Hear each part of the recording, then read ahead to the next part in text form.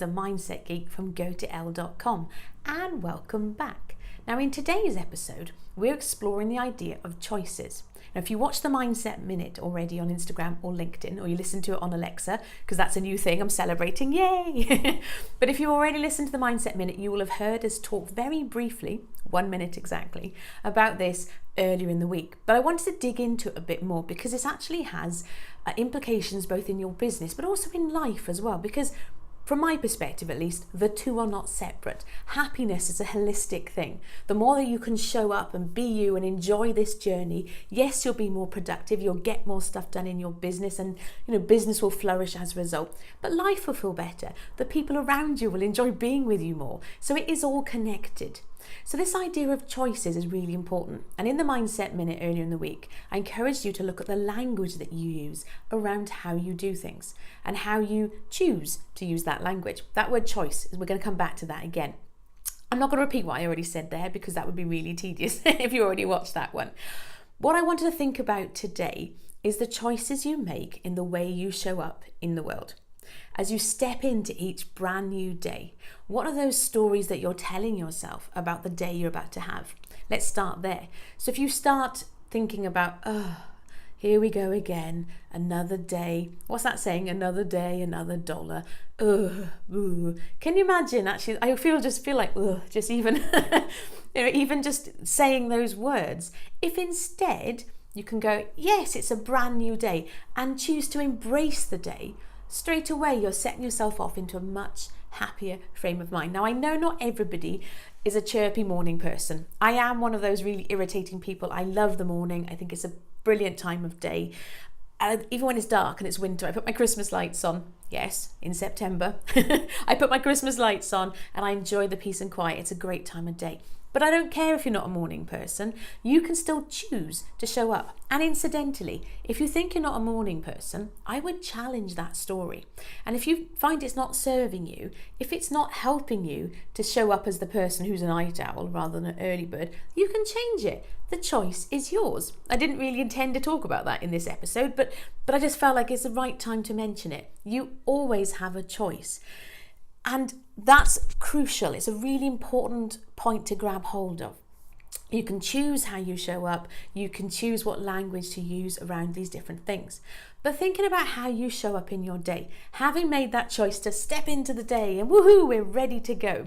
What about how you interact with people? Because no man is an island. I don't remember who said that, but I saw it in the film about a boy. But no man is an island, no woman is an island. We don't just exist in our own little bubbles. You're going to step into today and you're going to bang into other people. Hopefully not literally, hopefully just metaphorically, but you're going to bump up against other people's little bubbles. And the intentions and the way that you want to do your today might be in complete conflict with the way somebody else wants to do their today. If you decided, right, okay, today I'm going to write a blog post, and I'm going to do this, and I'm going to do that, and I'm going to step in today, it's going to be amazing, I'm going to be productive, and it's all going great. And then you have a phone call, and then one of the children needs to come home because they're feeling poorly, or the dog is sick all over the carpet, or the guinea pig has an abscess that explodes. Yep, true story, that bit. Things happen, and other people's actions and other people's needs can bang up against what you have in plan for yourself, and all of a sudden the whole day is evaporating. Okay, even in that kind of day, you have a choice. You can choose to go, the day is a complete disaster, we might as well give up now, go and sit on the sofa and watch Doctor Who. Now, yes, I'm a big advocate for watching Doctor Who. I think Doctor Who is brilliant, and I cannot wait for the new series. Unless, of course, you're watching this after October the 7th, in which case you'd be like, well, Elle, it's on and Jodie's amazing. Let's hope so. But yes, Doctor Who's brilliant, and taking time to relax and downtime is amazing. But if you're constantly finding yourself and finding your day derailed by other people, I would challenge you and encourage you to look at the way you're showing up in the day and look at the way you're allowing other people's stories and other people's needs to impact your day. Now, I'm not saying that if your child's school phones, can little Johnny come home, please? Why are these children always called Johnny when people talk about little kids, incidentally? Who knows?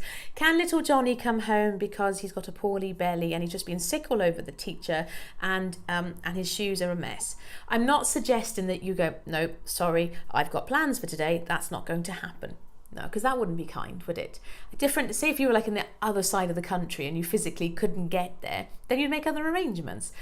But in the normal course of a day, if something happens that needs your attention, of course, you do those things. I'm not saying that you shouldn't. And actually, incidentally, this is why underscheduling is super important and really useful, because if you jam-pack your day full to the brim with all of the things, there isn't any room for those extra bits and pieces. There's no room for the magic either. That's the real reason I love underscheduling. You allow for those lovely moments that you didn't expect. Like this morning, I went out with the dogs for a walk and we bumped into one of our dog friends. There's a guy, he must carry 50 dog biscuits in his pocket when he sets out in the morning. And as you can imagine, my two think he's brilliant.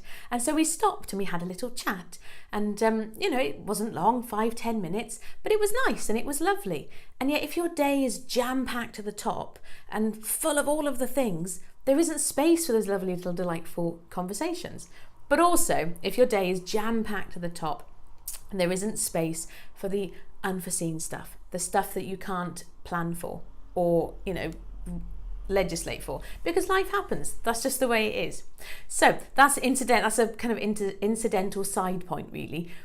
Stop jam-packing your day full of all the things. Make that choice today and this day forward to underschedule.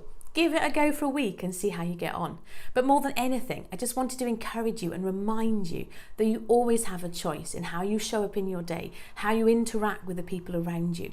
And I wanted to encourage you and empower you and give you a permission slip if you need one to take that choice. Recognize that you have a choice and step into it. What does that feel like? What does that look like within the context of your life today and tomorrow and the day after that?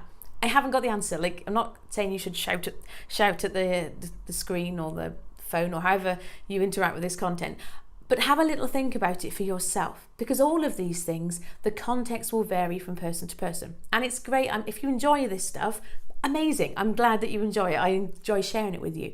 But it's more important to me that you then pause and then think about how you can put it into action in your own life. So if you're only going to watch or listen to one of these, I'd rather you do one and then put it into action than consume day after day without taking time to put it into action for yourself. So that's my quick kick up the boot reminder.